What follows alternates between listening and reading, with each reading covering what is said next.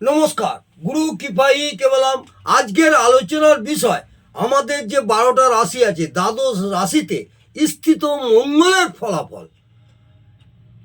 সেই মঙ্গলের ফলাফল নিয়ে আমি আলোচনা করছি। আমাদের মেষ থেকে মীন রাশি, মোট 12টা রাশি, যেমন মেষ, বৃষ, মিথুন, কর্কট, সিংহ, কন্যা, তুলা, বৃশ্চিক, ধনু, মকর, কুম্ভ, মীন।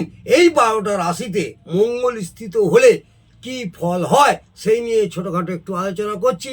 মেষ রাশিতে যদি কোনো জাতক জাতিকার মঙ্গল গ্রহ স্থিত হয় তাহলে বীর, পরাক্রমী এবং কার্যকুশল হয়।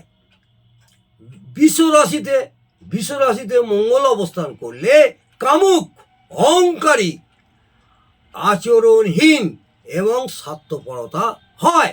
মিথুন রাশিতে যদি মঙ্গল অবস্থান করে সেই সব জাতক জাতিকারা চালাক, ক্ষমতাবান হবেই হবে।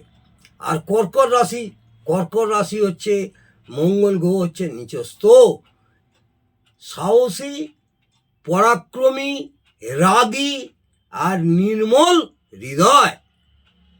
কন্যা সিংহ রাশিতে যদি মঙ্গল গ্রহ স্থিত হয় সদাচারী, কার্যকুশল, স্নেহশীল এবং বীর স্বভাবের হয়।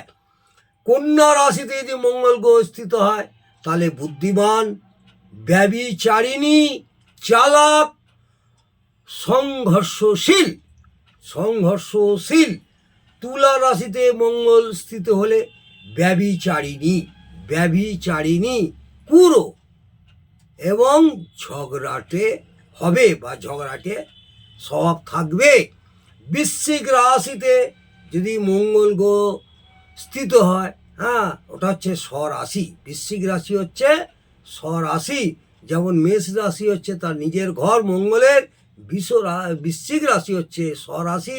এখানে যদি মঙ্গল গ্রহ স্থিত হয় কোনো জাতক জাতিকার তাহলে সাহসী হয়, পরাক্রমী হয়, নিপুণ হয়, স্বার্থবান হয়, কামুক হয়। ধনু রাশিতে মঙ্গল স্থিত হলে কি হয়? মান সম্মান পাওয়া, মহত্বকামী এবং ক্ষুর হয়। মকর রাশিতে মঙ্গল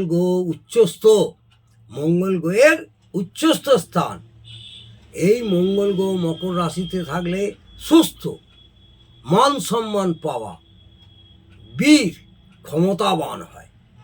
কুম্ভ রাশিতে যদি মঙ্গল গ্রহ স্থিত হয় মিথ্যাবাদী, কামুক, রোগী, নির্দন। বোঝা গেল? কুম্ভ রাশিতে মিথ্যাবাদী, কামুক এবং রোগী, মাঝে মাঝে রোগে ভোগে আর নির্দন হয়। মীন রাশিতে যদি মঙ্গল গ্রহ স্থিত হয় কোনো জাতক জাতিকায় মান সম্মান পাওয়া, ধন সম্পত্তি রাখার